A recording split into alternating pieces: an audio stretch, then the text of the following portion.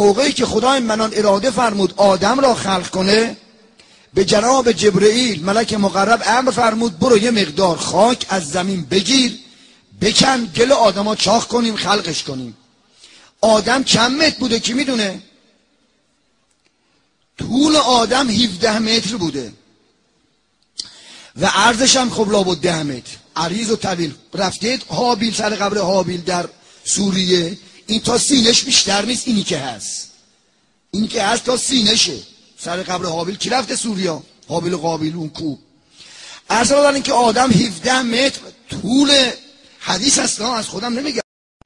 اعوذ بالله من الشیطان الرجیم. در ادامه روشنگری های خودمان این بار مسائلی از طرف مؤمنین و مؤمنات پیش آمده بود در مورد مسائل مطرح شده از طرف یکی از علمای همکار در خصوص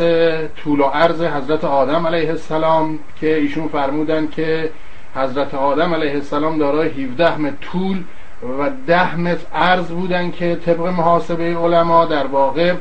حضرت آدم علیه السلام کلن نیست اون اول خلقت خداوند متعال نی که گل زیاد داشت و این شد که 17 در 10 مجموعا 170 متر مربع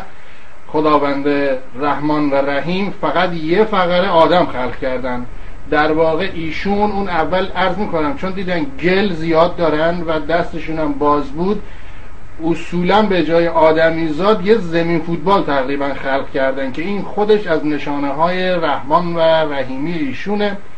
این 170 متر مربع اتفاقا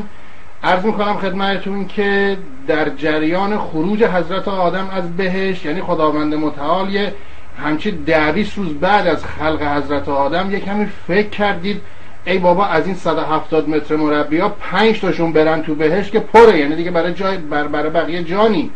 یعنی دیگه. و این شد که خداوند رحیم فی الواقع حضرت آدم رو دودر کرد به این شکل، یعنی اون جریان سیبه و حضرت حوا علیه السلام و اون جریاناتی که پیش آمد، چون عرض میکنم دید 5 تا از اینا برن بهشت، بقیه مؤمنین همه ول معطلن. و همچنین نقل هست که حضرت ایشون یعنی یک باری در نماز جمعه آن زمان به امامت حجت الاسلام و المسلمین احمد جنتی که آن موقع با تاییدش ایشون که دبیر شورای نگهبان منظومه شمسی بودند، خداوند یعنی ایشون بر بیگ بنگ نظارت کردن و بعد از اون شدن امام جمعه موقت کره زمین.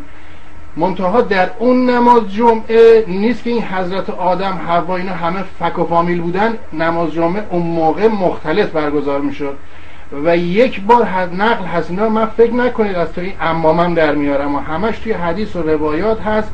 قال الذین جانور شما، یعنی خداوند این خطاب تو حدیث هست میگن که اینو خطاب به دایناسورها گفته، وقتی شما گرسنتون میشه لازم نیست چیزی بخورید بلکه مواظب باشید که حضرت آدم علیه السلام نه شما رو بخوره. در هر صورت در اون خطبه های نماز جمعه بعد از نماز حضرت حوا علیه السلام تشریف بردن پیش این حجت الاسلام و المسلمین جنتی، گفتن حاج آقا مسئلتون. گفتن چی؟ گفتن که این 170 متر مربع شوهری که ما داریم ایشون احیانا ما موقعی که میخوایم با ایشون به معراج برسیم این حمل و نقل ادوات اینها یه مقداری به مشکل داریم برمیخوریم، که حجت الاسلام جنتی به درستی و با درایت اونجا اشاره کردن که اتفاقا همین از معجزات خداوند هست، چون در آن زمان که خود جره ثقیل نبوده که ادوات حضرت آدم علیه السلام جابجا بکنه، حداقل 120 اینچ رو